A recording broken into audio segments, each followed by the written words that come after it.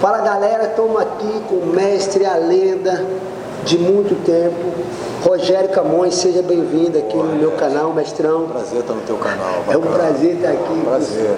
O prazer é todo meu, né, de estar aqui te entrevistando, treinar com você, viver com você. Eu quero que tu fale um pouquinho para a galera aí, que estão chegando hoje em dia, que eu falo muito hoje isso para a galera no treino, e isso vai ser por esse canal para mostrar que o nego pensa que a vida é como um conto de fada. Ele já viu o UFC, eles pensam que já vai vir para academia. A Disneylândia, falou tudo, mestre.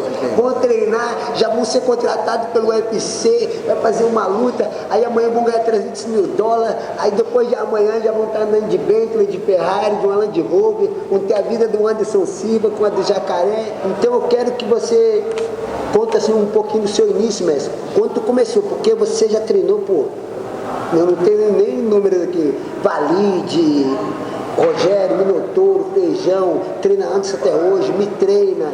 Então você veio, como a galera está dizendo mesmo, da old school mesmo, você quebrou barreira, você, Josué o Destaque, é um dos treinadores e preparadores físicos que está, acho que já na terceira década aí, e no top. Então, cara, assim, a história, na verdade, o meu envolvimento com o Vale Tudo, né? Porque eu comecei na do Vale Tudo, verdade. Na era do Vale Tudo. Sem tempo. O meu é sem tempo, sem luva, sem nada. Só culhão, cara. E outra coisa, sem tecnologia, porque, entenda bem, né? Principalmente a preparação física era um universo desconhecido, porque ninguém fazia. Fazia assim, aleatoriamente. O cara fazia assim, dava uma corrida na praia, subia uma ladeira correndo com o outro nas costas, era um negócio assim. Mas na verdade, o Vale Tudo. Antigamente era o pegar gás, né? Era o gás e os caras. Primeiro que é o seguinte, o Vale Tudo, ele às vezes, muitas vezes, nessa época e antes, acontecia dentro da academia. Os caras chegavam e se pegavam dentro da academia, não tinha nem um show em si, não existia nada. Era provar que a minha academia era melhor que a sua, só isso. A arte marcial era uma melhor do que a outra. Então, na verdade, era o confronto das artes. Os caras estavam sempre preparados, que eu falo pelo menos mentalmente. Eu tive uma oportunidade, que foi uma oportunidade única, de conhecer o Hélio Gracie. Então, eu passei uma temporada da minha vida, uma boa temporada, um ano e pouco da minha vida. Eu tive o prazer de encontrar o Hélio Gracie mais de uma vez por semana, na mesma praia que eu frequentava. E aí a gente começou a sentar e conversar todo dia. Ele, enfim, me contou a história do jiu-jitsu toda, eu passei a conhecer a história dele do jiu-jitsu. E ele falava assim, meu filho, um lutador de jiu-jitsu, meu filho, tem que estar pronto para brigar a qualquer hora. Se bater na minha casa 3 horas da manhã, eu desço para brigar. 4 horas da manhã, eu desço para brigar. 5 horas da manhã, eu desço para brigar. Lutador de jiu-jitsu tem que estar sempre pronto. Então, essa era a filosofia na época do Vale Tudo. Não tinha muita coisa assim. Hoje em dia não. Eu luto com você, mas me dá 4 meses. Que negócio é esse, 4 meses? Porque primeiro assim, não tinha tempo, não tinha peso, não tinha nada. Era um negócio... E já no Vale Tudo mais, nos anos 90, eram torneios, então no mínimo eram 3 lutas numa noite. Isso, e categoria de peso só 90 e pouco. Só peso pesado. Não existia 70, 60, 80. A maioria era peso pesado. Então, cara, assim, quem me introduziu no Vale Tudo foi o Marco Ruas, porque a gente era muito amigo.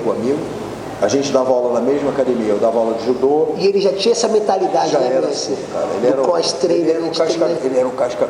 Ninguém teve, e nego assim, eu vi a minha história de senhor bastidores assim falando, que nem fala, ele é doido? Olha aí. Ele era um atleta. Ele era um Iron Man mesmo, né? E o que aconteceu? Quando ele foi chamado para lutar o UFC com o Paul Varens, que se não me engano é o UFC 7, ele pediu ajuda. Falou, pô, cara, vou lutar o UFC. Pô, me ajuda, eu preciso fazer a parte física. E aí, cara, foi quando eu iniciei o trabalho na parte física, foi o Marco Rocha que me introduziu. Desculpa, que ano foi esse, mestre? Você lembra? Acho que 93.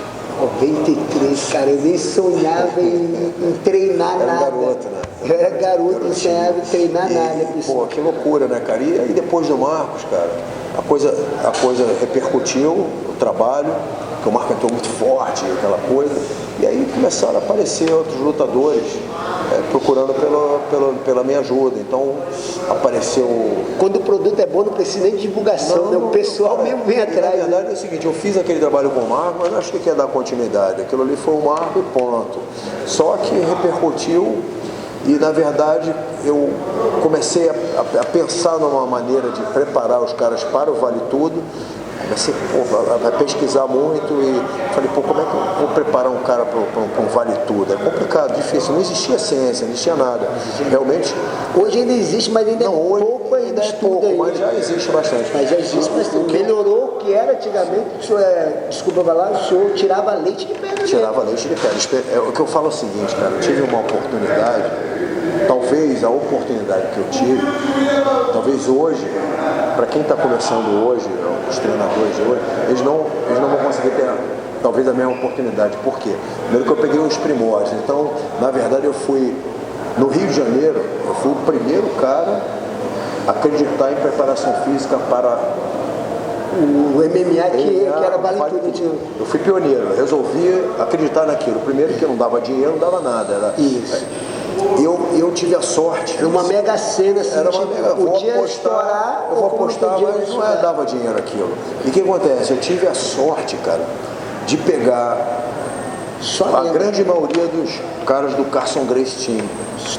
Peguei Carlão, peguei Valide, peguei Vitor Belfort, peguei Alan Góes, peguei Libório, peguei Conan, peguei. Eu já começo a esquecer todo mundo que eu peguei.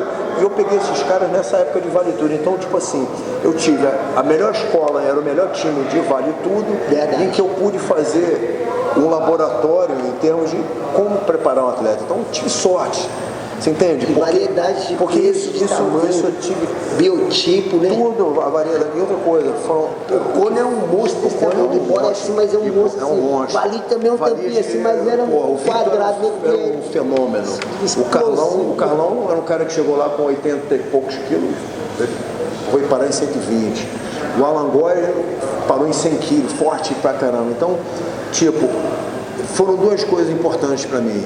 Foi o laboratório que eu fiz em termos de preparação física e o conhecimento que eu adquiri de Vale Tudo, porque o Carson, acabou que eu colei ali com o time Carson Gracie, então eu absorvi muito a questão do que? Da luta em si, do Vale Tudo, porque o Carson é a maior referência em termos de escola. E do respeito. E o respeito da escola, cara. Porque hoje em dia, esses moleques de hoje em dia do MMA, eles não sabem o que é isso, não conhecem a história, não sabem quem é quem. Às vezes eles entram no tatame, eles não sabem nem cumprimentar o dojo que eles treinam. O respeito que isso eu vi de uma escola, como o senhor vê, que é do judô, que é também do... lá de Copacabana, o Jorge Medic, um aluno dele, que é um cara, pioneiro do Henrique. Então a gente, ele prezava o respeito do dojo. A filosofia da arte marcial, que hoje em dia está se perdendo muito por causa disso, porque o MMA da mídia, Vale Tudo, o MMA se tornou um show. Né? E o